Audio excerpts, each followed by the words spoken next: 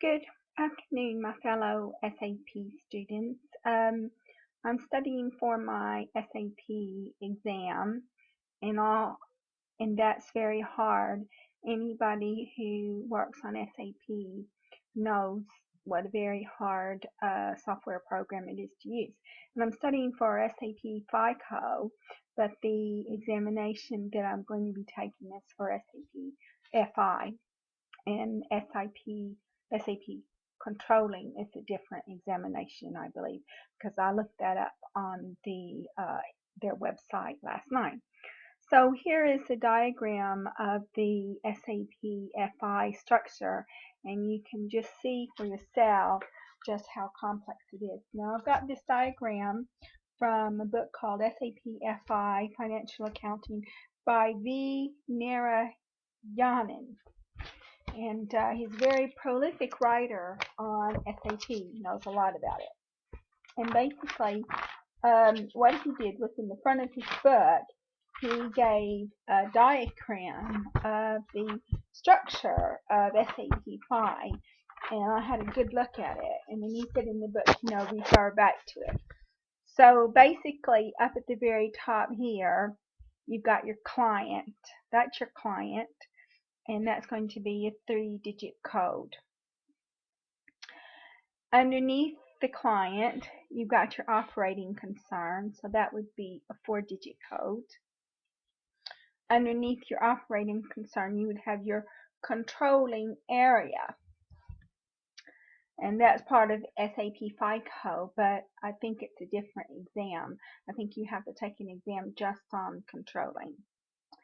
Underneath the controlling area, you've got the financial area, and that's SAP FI, which is what I'm taking my exam on. You can have several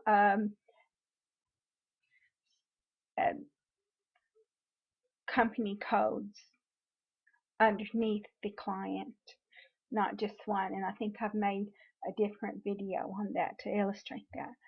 Underneath the financial area, you have your credit control area. That's where you set your credit limits for your customers.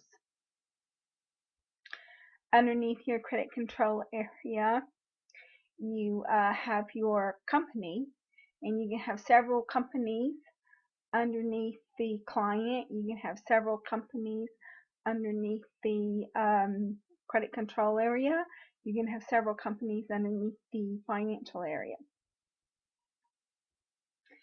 And then underneath the company, you have your company code. So you have to actually assign a company code to every company, which is what I've illustrated, because you have 3 company codes here underneath the one client. And you have, 3 company codes underneath the one company. Because if you are in a very large company, you might have several companies underneath the holding company. And so all of those companies would actually have their own company code. Underneath the company code, you have your personnel area. That's your different module. That's capital resource management. Underneath your personnel area, you would have a personnel sub area.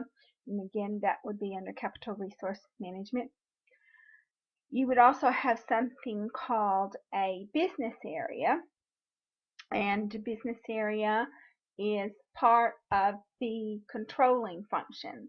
And I was reading in my reading, because obviously I'm having to study very hard, that businesses are trying to get away from using the business area, because underneath the business area, what you would have is you would have a segment underneath the business area.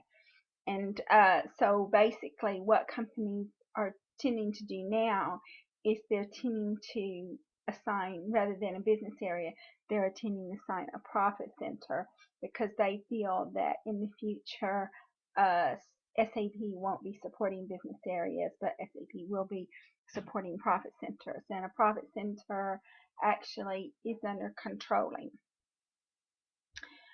Underneath the business area, you have your currency, so you can set your currency up for SAP. I believe you can have 3 currencies in SAP. You can have 1 main currency and 2 parallel currencies. As long as the 2 parallel currencies are the same, I believe you don't need to set up additional ledgers for that. But if your 2 parallel currencies are different, then you would need to set up an extra ledger for the parallel currencies. Then you have your country, because a large company is generally going to be multinational. I mean, you're not going to have small companies using SAP, but they do have SAP Business One that small companies can buy. It's generally the really large companies that use SAP, so they would most likely be multinationals, so you would have to set it up for different countries. And then you would have your chart of accounts, and basically your chart of accounts is all of your general ledger accounts fall underneath the chart of accounts. So that just concludes this diagram that I got from this book written by V. Narayanan. And obviously it's very complex. He didn't say anything about profit centers. He used business areas instead of profit centers. But very complex book.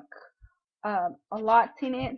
I read it over 2 days. It's hard reading, but I'm doing my best, as well as I hope all of the other students are doing their best too. And I hope that you got some information from this diagram that I am giving a presentation on. Goodbye.